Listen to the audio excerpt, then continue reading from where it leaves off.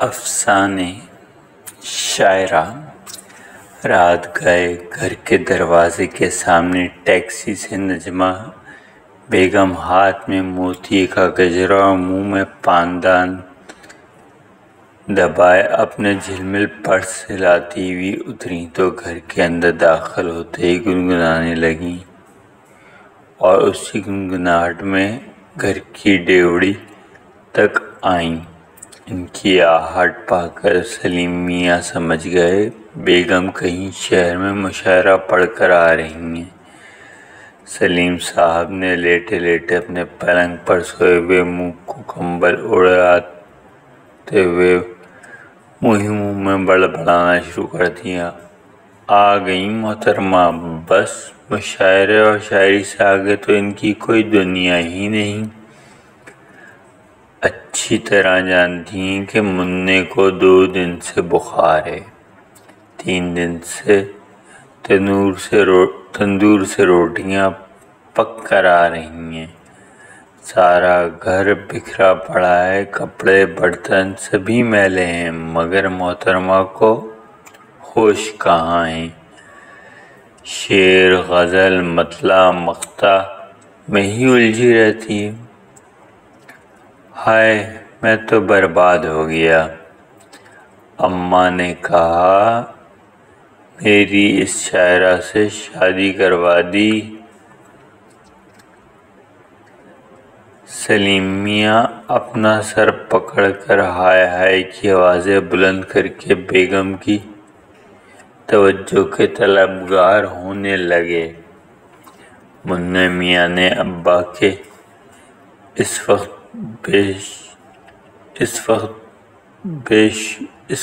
بے وقت شور پر احتجاج کرتے ہوئے ایک کسمساہٹ بھری کروٹ لی اور چند سیکنڈ بعد سر کھجاتے ہوئے دوبارہ سو گئے۔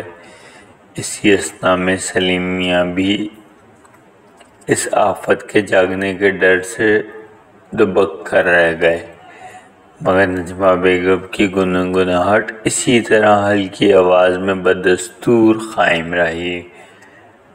مجھ سے پہلی سی محبت میرے محبوب نہ مانگ۔ نجمہ بیگم کی گنگناہٹ اور قدموں کی چاپ کمرے کے دروازے کے قریب ہو گئی۔ سلیم میاں نے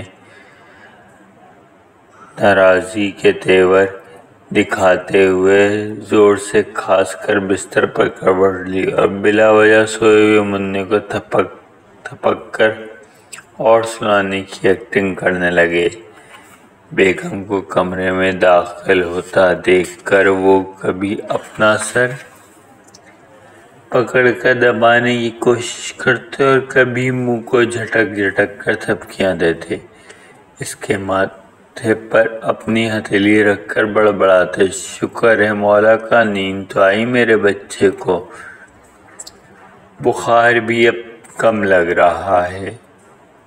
منّے نے کسمسا کر باپ کا ہاتھ ماتھے سے ہٹایا۔ نجمہ بیگم کمرے میں داخل ہو کر بیزاری سے یہ منظر دیکھ رہی تھیں۔ انہوں نے ایک ادا سے دوپٹہ اتار کر پلنگ کے سرانے رکھ دیا، تپائی سے پانی بھرا گلاس اٹھا کر ایک گھونٹ میں پی گئیں اور شوہر کی جانب منہ بسوڑتے ہوئے کہا، تم سوئے نہیں اب تک؟ شوہر نے کھٹوانی لیتے ہوئے کہا، نہیں کیسے سو سکتا، منّے کو اتنا بخار تھا، اسے ہی سلانے کی کوشش کر رہا تھا، پھر بھوکے پیٹ نیند کیسے آئے؟ تم نے وعدہ کیا تھا کہ رات کا کھانا گھر پہ کھاؤ گی۔ اور نجمہ بیگم نے ایک نگاہ سلیم بیگ پر ڈالی اور ان کی بات کاٹتے ہوئے کہا، توبہ ہے، تم سے ذرا گھر گرہستی نہیں سنبھال لی جاتی۔ نجمہ کی نگاہ میں اپنے میاں کے شکایتی چہرے پر تھی۔ سلیم میاں کی نیند سے بوجھل آنکھیں سرخ ہو رہی تھیں۔ انہیں شاید 2-3 دن سے شیو نہیں بنائی تھی، تبھی چہرے پر چھوٹی چھوٹی ملچکی داڑھی کے بالوں سے بھر گیا تھا۔ سر کے بچے کچے بال بھی تیل اور پسینے میں چپک کر ان کے سر پر دھمال کرنے کے بعد بے ترتیب انداز میں کھڑے اور کہیں چپک کر بیٹھے ہوئے تھے۔ پھر نظر ہٹا کر لہجہ بدلتے ہوئے کہنے لگیں، اف کیا مصیبت ہے! کتنی بار کہا ہے مجھے جب بھی سرے شام کہیں جانا ہو تو کھانا وانے پر میرا انتظار نہ کیا کریں۔ شہر میں ٹریفک کا رش بہت ہوتا ہے، مشاعرے میں تو دیر ہو ہی جاتی ہے، آپ اچھی طرح جانتے تو ہیں۔ اف اللہ، اب تو سارے ہوٹل بند ہو گئے ہوں گے، اور پھر آپ کا معدہ بھی باسی روٹی پر گڑبڑا جاتا ہے، ورنہ وہی لا دوں۔ یہ کہہ کر نجمہ بیگم ایک جھٹکے سے بستر سے اٹھیں۔ سلیم میاں نے مچل کر نجمہ کا مہندی سے رچا ہاتھ پکڑتے ہوئے کہا، ارے بیگم، ناراض کیوں ہوتی ہو؟ کیا کروں، تمہارے بغیر دل بھی تو نہیں لگتا میرا۔ اب شامی سے میرا دل پتہ نہیں کیوں بہت برا تھا، منّے کو بخار بھی اتنا تھا، میں نے پریشان ہو کر شکایت کر ڈالی۔ میں جانتا ہوں میری جان، تم یہ سب کچھ میری محبت میں ہی تو کر رہی ہو۔ چلو غصہ تھوکو، اب میں ٹھنڈا پانی لاتا ہوں تمہارے لیے، میں خود پی لوں گی۔ نجمہ نے اپنی چوڑیوں سے بھری کلائی سلیم میاں کے ہاتھوں سے چھڑاتے ہوئے کہا، اور ایک جھٹکے سے اٹھ کر پلنگ کے سامنے رکھی تپائی سے پانی کی بوتل اٹھا کر دوبارہ گلاس بھرنے لگیں۔ دل میں وہ بھی میاں کی محبت پر قربان جا رہی تھی اور اپنی ذمہ داریوں کے نہ ادا کرنے پر خجل بھی تھیں۔ ادھر سلیم میاں بیگم کا اچھا بھلا موڈ بگڑتا محسوس کر رہے تھے اور دل میں شرمندہ تھے کہ وہ کیوں شکایت اپنے لب پر لے آئے، حالانکہ انہوں نے خود ہی اپنی بیگم کو مشاعروں میں جانے کے لیے کہا تھا، کیونکہ شہر کے ہر بڑے مشاعرے میں شاعرات کو بے پناہ داد ہی نہیں، ساتھ میں بھاری بھرکم لفافے بھی ملتے ہیں۔ نجمہ بیگم اچھا شعری ذوق رکھنے کے باوجود شاعری کرنے کے فن سے ناآشنا تھیں۔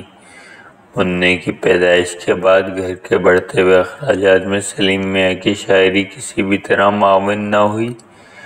انہوں نے ایک اور حل سوچا اور نجمہ کو اپنی غزلوں اور نظموں سے لیس کر کے مشاعرے کے میدان میں اتار دیا اور خود منّا کو لے کر اپنے گھر گرہستی سنبھالنے بیٹھ گئے۔ نجمہ کو مشاعرہ پڑھتے اب سال بھر کا عرصہ گزرنے کو تھا۔ مستقل مشاعرے پڑھ کر تھوڑی بہت شاعری کے الف بے وہ بھی سمجھنے لگی تھیں۔ داد و تحسین، خوشبو و رنگ، رات گئے تک، مسکراہٹ، گدگداہٹ، نغمی اور اداسی نے شاعری کے لبادے میں ان کی شخصیت کو بدلنا شروع کر دی تھی۔ اب وہ رفتہ رفتہ سمجھنے لگی تھیں، مشاعرے میں مرد شعراء کی تعداد جتنی بھی ہو، مگر اسے آباد رکھنے والی خواتین ہی ہیں، چاہے شاعرہ ہوں یا شاعر کی بیگم۔ لیکن پتہ نہیں کیوں ہر بار مشاعرہ پڑھنے کے بعد مشاعرے کی منتظمین کی جانب سے شاعری کے ساتھ ساتھ اس کی دلبرانہ انداز پر حاصل کیا گیا اضافی لفافہ اس کے دل میں ایک عجیب سا پچھتاوے بھرا احساس جگا دیتا۔ انہیں سلیم میاں کی محبت اور اپنے گھر کے بڑھتے اخراجات سنبھالنے کے لیے ایک بناوٹی محبت کا سہارا لینا پڑ رہا ہے۔ یہ بناوٹی محبت اب ان کی شاعری کے ترنم سے نکل کر ہر بڑے شاعر کی جھولی میں تبرک بن کر پناہ تلاش کر رہی تھی۔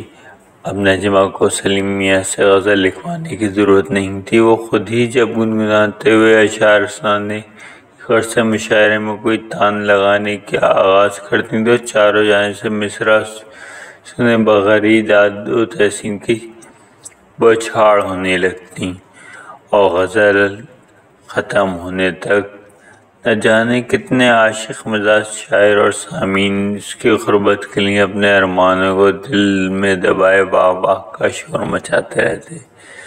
سلیم میاں کو ان تمام باتوں کا علم تھا۔ انہوں نے بھی تو اس طرح کے کئی مشاعرے پڑھے تھے جہاں نازک اندام، دوشیزہیں شاعرہ خطاب سنبھالے بھاری بھرکم میک اپ اور پرفیوم مہندی کی خوشبو میں لپٹی شعر پڑھنے آتی تو ان کے کلام کے بجائے ان کی شخصیت پر وہ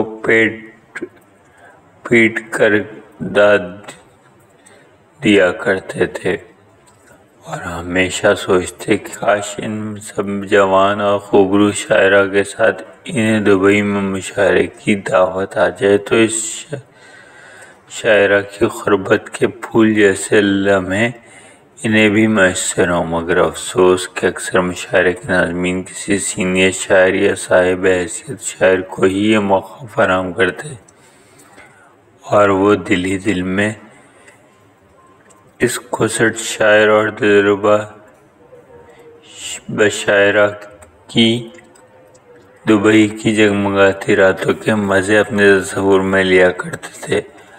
آج کے مشاعرے سے ملے ہوئے لفافے کو نجمہ نے پرس سے نکال کر پلنگ کے سرانے تکیے کے پاس رکھ دیا اور اپنے بکھرے بالوں کا جوڑا بناتی ہوئی غسل خانے کی جانب چل دی۔ سلیم میاں نے نجمہ کے جاتے ہی لفافہ کھول کر ایک نظر ڈالی اور حیران رہ گئے۔ آج مشاعرے میں ملنے والے لفافے میں ہزار کے 10 نوٹ کے درمیان ایک گلاب کا پھول بھی رکھا ہوا تھا، ساتھ ہی بہت مشہور ناظم مشاعرہ کی جانب سے لکھا رخا بھی تھا، جس پر جلی حروف میں لکھا تھا: اس سال دبئی کے عالمی مشاعرے میں آپ کی شرکت میرا مان اور آپ کی شہرت بڑھا سکتی ہے۔ یہ پڑھ کر سلیم میاں کو ایک جھٹکا سا لگا۔ وہ زور سے چلائے: ہائے میرا سر، بہت دکھ رہا ہے۔ ادھر نجمہ بیگم غسل خانے سے اب بھی گنگناہٹ سنائی دے رہی تھی: مجھ سے پہلی سی محبت میرے محبوب نہ مانگ۔